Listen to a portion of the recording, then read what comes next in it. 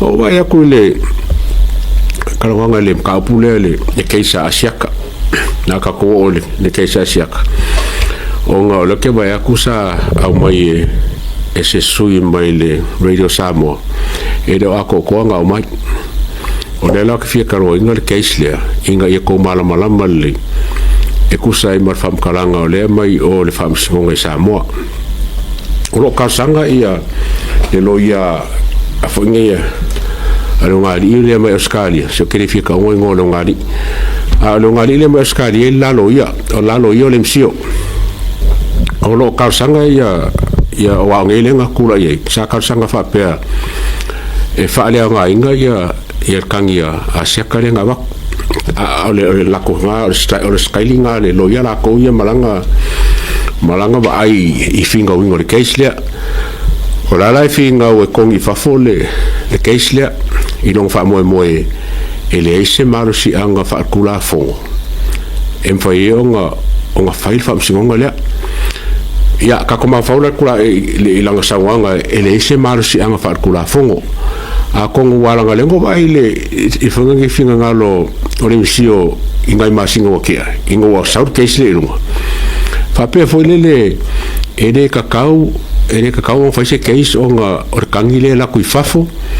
ia malesi mea e mga mia le yo asia ke Samoa a kongo la ngale sa wela nga fingau le wala nga lelo amia le ia fonga ngi mafu anga fingau ala nga ngomai kaunga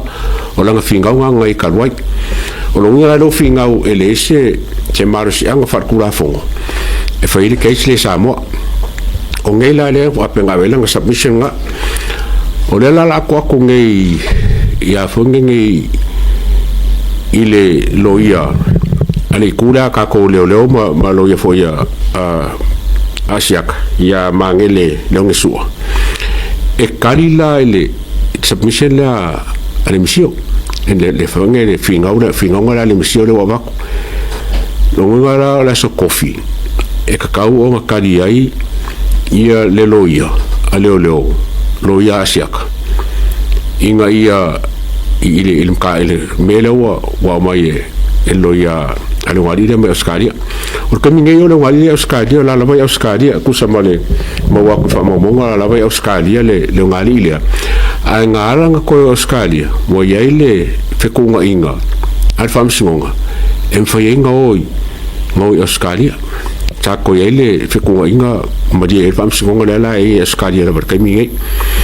ai o fingonga la ka ko ia le lo ya siaka le e kaun kali la skofi kaun kali il fingonga le ale misio a ko ai mal supporting al fingonga e fai aku fa fole mo maua asiaka ia o menga lenga kipi a ko la vale e li poki nga mai fa pe fole wa mga mi lo ya le fonga ke ro ya le melo le fai ko mo maulunga le sum o le melo le sum o le vanga kan ngonga ke mi ama kainga nga fai ke islia mai sa fori ngo ke mi aben mo rianga sa okay fai sum ia mo ko foi le fa penga paulo se ke we foi ke mi wa pia a se ka lungole o le sum ia o fa singa fo kia ile ka pu ya sam e o se me foula le foi fai fam singa ia de ka ulama ko ngai mangi se fam singa sa fai le e KC sa fai fo lunga sum ngai musila ai mai ka fo wala lo ki kilo ke la fai kiole de kangile asiaka fa pe kaunga la ku Samoa wa umanga family inga o le lo ia siaka wa umanga family inga ia criteria ia por threshold ia por me foi wa e manga mi leo e ma fai le kangile asiaka wa family inga la vai ku ele nga ka family inga ai wa ku family lela walai onga fai le case le Samoa ai ko la ko submission la fa ngira so kofi e ko fa mo ku oi o le mori mau e fai aku lunga le zoom o mka upulanga le funga le case le asiaka ele fa pe wa fa mo ku wa le va ko la so o yulai le so se fu ia le fa msinga a submissions la ia e fai kai mingi inga ia whamaku ai ia le walaunga le so lo se fulu o Iulai. E leila se mea le anga ile le whai le Zoom o case lea langa ile o se mea le whaka la whainge le submission ma le kali aku i le aso kofi a le mea o le vanga whakakia ma o si le fia fo whamsingonga ai o la kako waila ile aso kofi ma se kali ma fo whamsingonga ia o nga kako karngolola ia le po la ke mi whai ai ma whaonga ia la fo le wala lo whai ai awai se ke au le ia le fingaule ale loia ale misio ale lo galile oscari o nga fa pe e de ese marsi ang kula fongo o le mori anga le fai o le defamation po le falanga inga o kamaringa ka po falanga inga o fonga ngole o reputation o asiaka e le ngakarenga ai lango fo le criminal libel law lo winga o lai fa kula fongo ke le lenga le finga o la finga o le misio por alba ai fa msingo em fa ye o kirkiro le finga o le a ke longo e fa ka o inga le fa msingo pa kiro kwa wi kula ngale mo ye o skasio o update o le ke ba ki me fange o le case la a fonga ngi alise lenga mo le se furu iwa mori anga mori leo ia lise e kusa mari kusi le anga na fai lise le anga fai ave ya fiame i kai mi foi wa ko mele mali fo ya carpet ya mai foi mar kinga fo ya sia le fechao papari nga mafu ver ko por kusi le salo ka ko kalongo salo fa nga karo yo fo pokaramangi le kusi le nga famkala inga yelise yele maliu o carpet nga avela ile kusile ya fiame kasi ko avela si kusi ya fiame kopia ia fiame kopia como singo leo kopia male miska leo fa luanga ko le si kusi long fa nga fai ave ole ave kopi uma mar kusinga ave oile ila or malo ia mar kusimun muringa avele le ombudsman o kusinga lenga nga ave nga mafu ai nga fail muri anga olise fa pe ere sa o mai le fa mangia le mela le o ko langa mangi o salo ai mo ka manko foi langa o muri anga fa kom singo le lo ya longo ele foi lan ko a veces le morianga le o la bala e kaminge e fa wal morianga le ai ele me foule o so mai fa pe e yaise morimau kuskusia morimau kuskusia asia fichao lenga maliu mai fat pui o loko langa mai le menga e manga o ya mkanga ro fo le e fa ngale ia morimau ai o le mea marie o le family lawyer ngakele ilo se lawyer la fichao ia le kinga fo ya por kai fo lawyer ya yungi support ele o ya ia ma ngakele o iloa mai ele mo songa mama manga il kusila le kusile o ka o ngema malanga fo ilunga mai fa nga almost from my hearsay evidence o fofo ele me o fofo ele me o so ka ko famsinga me yo hearsay evidence o meu mori mau kuskusia mori mau fa alongo ai mga mi fa nga ko ngol famsinga lesa fai il famsinga ko lupe mai ko fala lili o le foi e kau malanga mai ka mirenga ko pole pisa ile me la ole fala lili mai si ku malo ale fo malanga mai ile im ka pule ya ficha sia ficha fa pose mo mau kuskusia ai sabe mo pule esa hearsay evidence o lo winga o le si me folele ka ko kiro ema ka ko mai ka wo o hearsay evidence len kupu ya ko lupe ele mo ma e fai ale un me fonga len ko PDA ale fo sa ile in ka upule mo mo liule le mo mau ale fo la fa nga ele fai o su se kanga ka o maliu ai fa nga sa mo kuskusia ele o lo ele lo ia le mau kuskusia ya o le la o karsanga ia le lo ia e fia va ai la el mo mau de la fa nga ele o leo a kongo ese menga kuskusia nga fai kai miolongo ka ke lo mo ki ngole le po le ase po fengo so mai para kai mi fai le mo mau kuskusia le uma punga ngai pe fai kai miolongo fai la vakasi ma fonga nge male la ko su le nga fai ia po la kai mi nga fai ai o lo ke ia lise i mo yanga mangai se furuiva ole o la supaleile la supaleile ngai ia ole e kau foringa mai le la kalongo ngai le ka upule ia ma faisa business foi ia makulanga wale a fongi fa singo le so ya november le foringa mai le la kwa ku ile fa singo le o le mai ka o ngai ia le skasio mei nga faida so o fongi le fam singo fole le mori anga ka ikuskala le observer ia surumanga ia manaui forsa wa ia forsa surumanga ia manaui forsa ile e trespass ia por soria foi ole famor par mier que minga oye como foi la ko kuskala ia ba que mi lenga mori ai ole la o ku o setembro ia o setembro le fam singonga le a man ko for que minga mori ai sa fai ku fongi sangi e solulu malava every Wednesday e kaunga sangi fa ka se mal aver passport o ngeila o le wa veser ku kunga le o sangi no wiga le ko sangi a o ka fie pele le passport o fonga o menga le wa wait suinga le fa ngai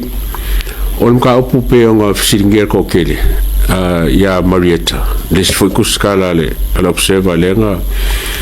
le safa mo le sanga fa le kala vole le fa kupu e poskala ka fa lenga e a fia ia alo foi le parmia e fa pesa la bere ka vale leo ma kulang fa penga ele isaula ele fa pe wa vesea ai di ol fa solonga ilim ka upule ele vei Marietta dongo winga o keise si e lua le al fam singonga ile observe le la wa ile update nga ya sulmana ya Marietta fo o funga fam singo ya la to Rasela kama ka ya kinga fo ya la to Rasela wo fai lo longa fianga isokanga ma sulmanga ya forsa ya maka kele kulanga le wala o me la bange le ka ko pisa ke ro fam singo ke nge me ka sokanga manga ya kele le melo fa ka inga le fai la to onga le la sokanga fa ainga ma surumanga ya yo karsanga inga ia fa me ese ia male kulanga le keisle no inga e ka so ese sia ka ko fam singo e fa wa le keisle ale funga surumanga ya ma fam singo ai os fa que nga leile mo se kal fi foi le o am fai onga bave onga fai lo so kangale inga ia fai ma fa ka inga is fo me isi ka isi no mak malango ka ko samo porque le ka ko so kanga e se que le nga se que iso a ko nga ia o am fai se lo ia onga declare pe fai lo so kanga ma se o lo e fam singonga inga ia sa o makongo ma mi kongo i fai unga male fa ngasolonga o modianga fasalanga ia ma se fam singonga e fai mo se kangaka o skasi o mka upu leo lo kako karikaripea o whamsingonga lea i le whionga fo ia koe lupe e sa whema sui pari mio o kako malo o le vai aso renke nge isa ele mka upu le e koe kolo le kausanga aliku a koe lupe koe kolo le whamsingonga onga e la ko kausanga fo nge mole Morkuinga ko whamsingonga i le whamsingonga maurunga por kora whapio o ngō wharonga ko o ele ka uwhapio o lo ke ele KC ya Harrison i le koe mau sisi kaimi koe kolo ai a le fo ke wanga le update o leo o ele ka ko le si KC mai ngusila o ke si mai ngusila le sunga ya Jack Holder o le afai ma ke si le fio ya ko lupe o le ka ua i o finge i o kako whamsingonga nge a fie me o KC i po King's Council o le lo ia mua ko lupe o le li lo ia mai Australia ya Peter Lefko Peter Lefko inga ua avea malo ia o ia whenga len karsanga inga koe koro inga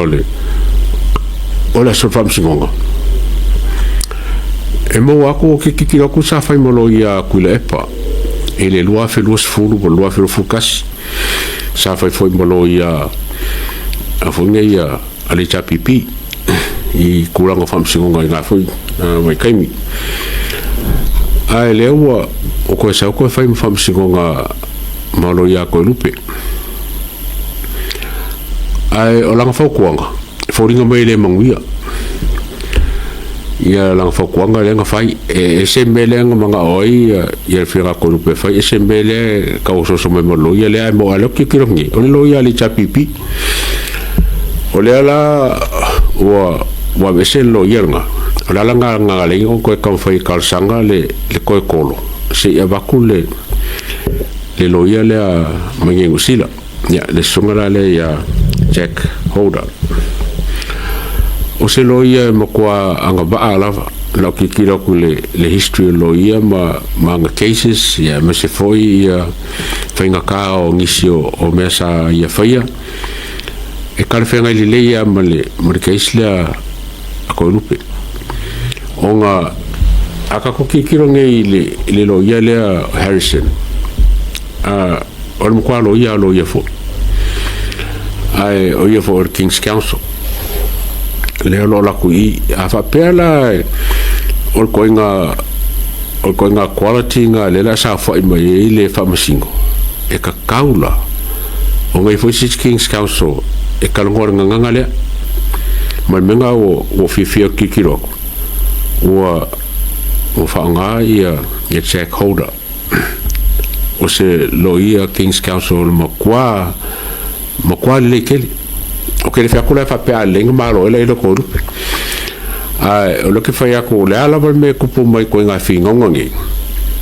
pe fa inga pe malo o fikau fola fikau nganga fikau le mo walunga o le kulanga e finga wai ko nga cases fa pingai ya Garcia wala nga lo ke o lo ke lo nga melo kupu e kaiminge ia ko wai o koinga fasa foi era kuskala al kulanga ale foi ai se ka ko baila le kulanga le fai ngol masinge wa pe mo la scorse fu e fai on ko fai le ko bala kulanga le ia fa kulanga ia va ngole o case le o ka ko kala fa singo kalanga e me o kupu kaiminge si o mai le so